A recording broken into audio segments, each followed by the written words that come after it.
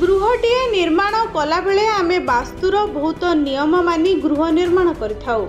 एही वास्तुर नियम जेतिकी गृह निर्माण पई जरूरी सेतिकी शिल्पानुष्ठान निर्माण कला बेले मध्य जरूरी होइथाए।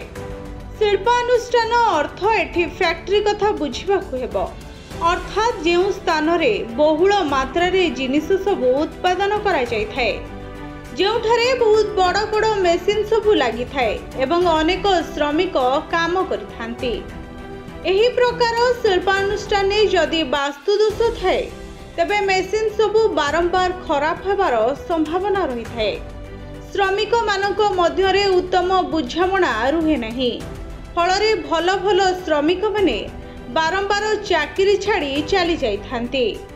फलरे उत्पादन रे बाधा सृष्टि मध्य होई थाए एवं शिल्पानुष्ठान मालिकों को क्षति सहिबाकु पड़ी थाए। एभली परिस्थिति तो सबु शिल्पानुष्ठान बेले बेले होई थाए, किंतु जो शिल्पानुष्ठान बारंबार यही परिस्थिति देखा दिए तेबे जानिबा निश्चय कि यह वास्तुदोषर लक्षण अटे।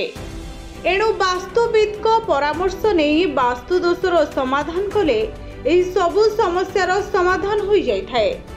सेथिपई शिल्पानुष्ठान आदि निर्माण पूर्व जदि निम्नलिखित नियम को मानती तेबे वास्तुदोषरु निजर शिल्पानुष्ठान को दूरे रखिपारिबे एवं लाभवान मध्य होई पारिबे।